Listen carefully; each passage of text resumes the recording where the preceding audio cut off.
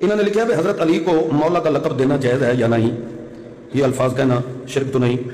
دیکھو قرآن پاک کے اندر لفظ مولا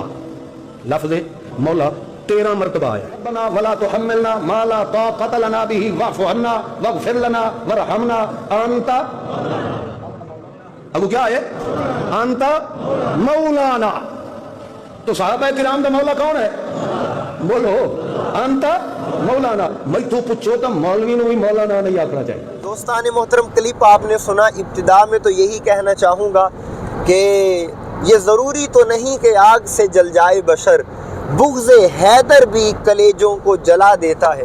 موصوف کو اکثر آپ سنتے رہتے ہوں گے سوشل میڈیا کے اوپر، یہ جب بھی بات کرتے ہیں اہل بیت کی، جب شان کی بات آ جائے تو یہ تنقید کے پہلو ڈھونڈتے ہیں، بے ادبی کے جملے بولتے ہیں، اور اہل بیت کے مقابلے میں یزید کو اور یزیدی پارٹی کو سپورٹ کرتے ہیں۔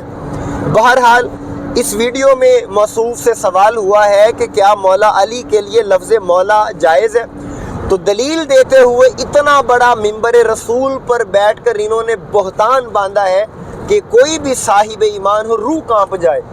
کہتے ہیں کہ جتنی بھی مرتبہ قرآن میں لفظ مولا آیا اللہ رب العزت کے لیے استعمال ہوا، اگر اللہ تعالیٰ لفظ مولا کسی دوسرے کے لیے استعمال کرنا پسند فرماتا تو اپنے محبوب کے لیے فرماتا۔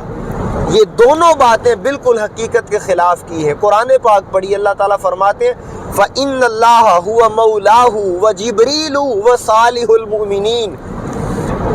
ایک آیت کے اندر لفظ اللہ کے لیے بھی لفظ مولا کا استعمال ہوا، جبریل علیہ السلام کے لیے بھی لفظ مولا آیا، اور وصالح المؤمنین کے لیے یہ بھی لفظ مولا آیا۔ میرا سوال یہ ہے کہ اتنا فہم اور ادراک بھی آپ نہیں رکھتے کہ صالح المؤمنین کے اندر حضرت علی نہیں آتے علیہ السلام؟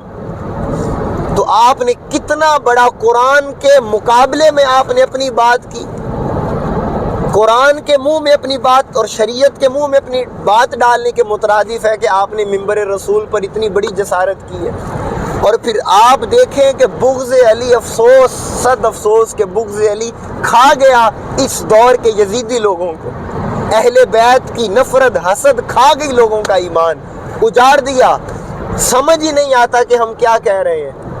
اور پھر دلیل دیتے ہوئے جو قرآن پاک کے اندر ہے انت مولانا فانصرنا، اس آیت کو کوٹ کرتے ہوئے کہتے ہیں کہ چونکہ اس آیت میں تو مولانا تو اللہ کے لیے استعمال ہوا، تو ہمیں تو مولوی صاحب کو بھی مولانا نہیں کہنا چاہیے۔ اس بات سے آپ کا علمی لیول پتہ لگتا ہے کہ آپ کتنے پانی کے اندر ہیں، اور بات اور اعتراض اس ہستی کی آپ عظمت کا انکار کر رہے ہیں جن کے لیے میرے آقا نے فرمایا انا مدینۃ العلم وعلی بابوہا، اور آپ منبر پر بیٹھ کر لوگوں کو گمراہ کر رہے ہیں، قرآن اور حدیث کے بالکل خلاف لوگوں کو لے کے جا رہے ہیں۔ بس ان دو باتوں کے اوپر اپنی بات کو ختم کرتا ہوں، اور لوگوں کے سامنے یہ درد دل رکھتا ہوں، خدارا اس دور کے اندر یہ دور جتنا بھی پرفتن ہو مگر کبھی بھی بغض آل محمد کو سینے میں جگہ نہ دیں، کبھی بھی مولا علی علیہ السلام کا حسد اور بغض اپنے دل میں نہ پالیں۔ پڑھیے امام حاکم کو، اب ان کی مستدرک کے اندر حوالے سکرین پہ لگا دیتا ہوں، میرے آقا تاجدار کائنات نے فرمایا کوئی شخص مقام ابراہیم اور حجر اسود کے درمیان کھڑے ہو کر ساری زندگی عبادت کرتا رہے، سجدے کرے، رکوع کرے، عبادت کرے، ریاضت کرے، تسبیحاں کرے، مگر جب وہ اللہ تعالیٰ کے حضور پیش ہوگا اور اگر اس کے دل میں بغض اہل بیت پایا گیا، بغض مولا علی ہوا، اللہ تعالیٰ اس کو جہنم کے اندر ڈالے گا۔ پڑھیے امام حاکم کی مستدرک کو۔ تو خدارا قوم بھی ایسے لوگوں کے پیچھے نہ چلے جو بغض آل محمد کی تعلیم دے رہے ہیں، ان لوگوں کو اپنا آئیڈیل بنائیں جو محبت اہل بیت کا پیغام زمانے میں عام کر رہے ہیں، جو محبت اہل بیت سے سینوں کو روشن کر رہے ہیں۔